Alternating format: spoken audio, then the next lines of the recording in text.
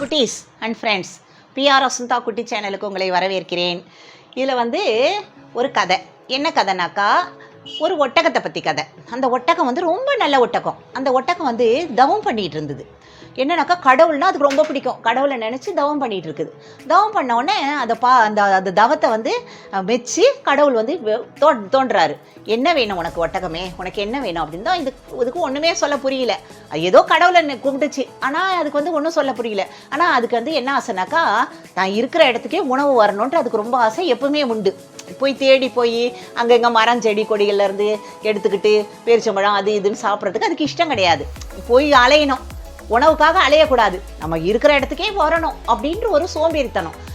அந்த சோம்பேறித்தனத்தை இந்த கடவுள்கிட்ட சொல்லி பயன்படுத்திக்கலாம்னு நினச்சிட்டு, கடவுளே வணக்கம் கடவுளேன்னு சொல்லிட்டு, நீங்கள் இந்த மாதிரி நான் நீ படுத்துக்கிட்டு இருப்பேன், இங்கேருந்து என் கழுத்தை நீட்டி 100 மைல் தூரம் இல்லை இருக்கிற உணவுப் பொருள்லாம் எனக்கு தெரியணும், என் கண்ணுக்கு தெரியணும். நான் கழுத்தை நீட்டினா அந்த உணவுப் பொருள் இருக்கிற இடத்துக்கு என் கழுத்து போகணும். அப்போ நான் அங்கே போய் சாப்பிட்டுட்டு என் கழுத்து சுருக்கிக்கணும். அந்த மாதிரி வரத்தை கொடுங்க அப்படின்னு சொன்னோன்னா கடவுள் சிரிச்சுக்கிட்டே சரி அப்படியே ஆகட்டும்னு சொல்லிட்டு அவர் போயிடுறாரு. போயிட்டோன்னா அதுலேருந்து ஒட்டகத்துக்கு ஒரே குஷி. நம்ம சுத்த வேணாம், அலைய வேணாம், ஒன்றும் இல்லை, நம்ம இருக்கிற இடத்துலையே நமக்கு உணவு வந்துடும் அப்படின்னு சொல்லிட்டு இது என்ன பண்ணுது, கழுத்தை நீட்டினவுடனே அங்கே அவ்வளோ தூரத்தில் இருக்கிற உணவு அது கண்ணுக்கு தெரியுது. உடனே போய் அதை நல்லா திருப்தியாக சாப்பிட்டுட்டு கழுத்தை அப்படியே சுருக்கிட்டு படுத்துட்டு இருக்கிற இடத்துக்கு கழுத்து வந்துடும். அது நார்மலாக இருக்கும். இப்படியே நடந்துட்டு இருக்குது. அது ரொம்ப நாள் ஆகிடுது. இருக்க ஒரு மனுஷன் உட்காந்துக்கிட்டே சாப்பிட்டு இருந்தால் என்ன ஆகும், நல்லா குண்டாயிட மாட்டாங்க. அந்த மாதிரி இது நல்லா கழுத்து மூஞ்சி கிஞ்செல்லாம் பெருசாகி உடம்பெல்லாம் பெருசாகி, ஆனால் சந்தோஷமாக இருக்குது. ஏன்னா ஒரு சோம்பேறித்தனம், ஒரு வேலை செய்ய வேண்டாம். அது இப்படி இருக்கும் பொழுது ஒரு நாள் கடவுள் இதனுடைய செயல் கடவுளுக்கு பிடிக்கல. சரி என்னதான் நடக்குது பார்ப்போம் அப்படின்னு சொல்லிட்டு இவர் பார்த்துட்டு தான் இருக்கிறாரு. அப்போ ஒரு நாள் என்ன ஆகுது, நல்ல மழை பெய்யுது. நல்ல மழை பெஞ்ச உடனே இந்த ஒட்டகத்துக்கு இருக்கிற இடத்துல படுத்துட்டு இருக்குல்ல, அதுக்கு ஒரே குளிருது. அது பாலைவனத்தில் எப்பவுமே பேஞ்சா பயங்கரமாக மழை பெய்யும், இல்லை காஞ்சா வெயில் பயங்கரமாக அடிக்கும்.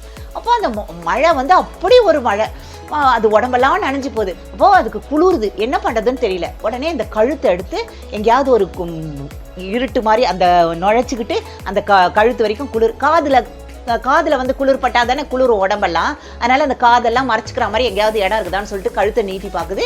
ஒரு இடத்துல குன்று மாதிரி, அதாவது மலை சொல்கிறாங்கல்ல, மலையில் சின்ன மலை, அந்த மலைக்குள்ளே ஒரு சந்து மாதிரி இருக்குது. அது உள்ள தன்னுடைய தலையை நுழைச்சிட்ட உடனே அந்த குன்று சுற்றி இருக்கிறதுனால அந்த காற்றெல்லாம் கிடையாது, உடம்பு மாத்திரம் தான் நனையுது. அது பிரச்சனை இல்லை. அதுக்கு காது மூஞ்செல்லாம் பத்திரமா அந்த குகைக்குள்ளே இருக்குது. அப்படியே ஹீட்டாக இருக்குது, அது சந்தோஷமாக அப்படியே இருக்குது.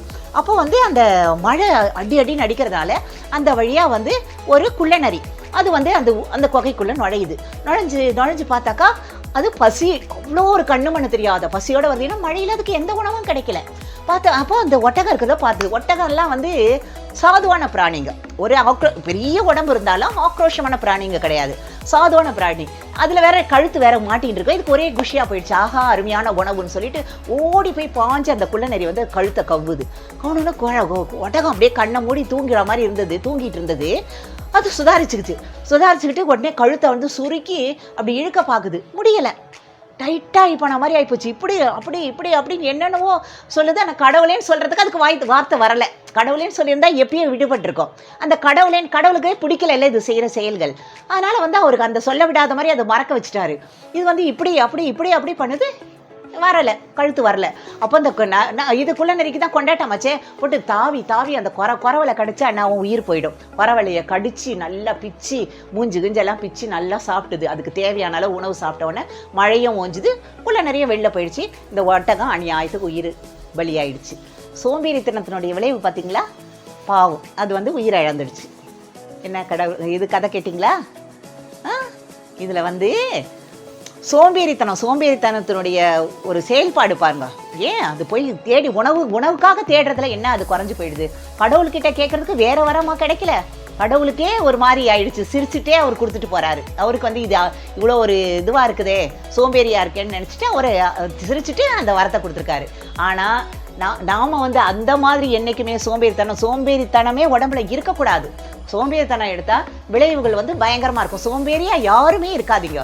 எந்த ஒரு விஷயத்துலையும் சரி, பாடம் படிக்கிற விஷயத்துலையும் சரி, மற்ற ஃபிசிக்கல் ஆக்டிவிட்டிஸ் எது வேணாலும், ஓட்டப்பந்தயம் எதுலேயா இருந்தாலும் சரி, அதில் யார் கலந்துக்கிறது, என்ன பண்ணுறது, விளையாட்டு போட்டியா போகக்கூடாது, மற்ற ஏதாவது நம்மளாம் வேறு வேலையில் அப்படின்லாம் நினைக்காம சோம்பேறித்தனத்தை அப்படி தூக்கி போட்டுட்டு எந்த ஒரு விஷயத்துலையும் நம்ம வந்து சுறுசுறுப்பாக கலந்துக்கிட்டோம்னா நமக்கு என்றைக்கும் வெற்றி தான். ஏன்னா இந்த கதையிலேருந்து தெரிஞ்சுக்கிட்டீங்கல்ல. இந்த கதை பிடிச்சிருந்தா சப்ஸ்கிரைப் பண்ணுங்கள், பெல் பட்டன் அழுத்துங்க, கமெண்ட்ஸ் கொடுங்க, லைக் பண்ணுங்கள், ஷேர் பண்ணிக்கோங்க. ஓகே.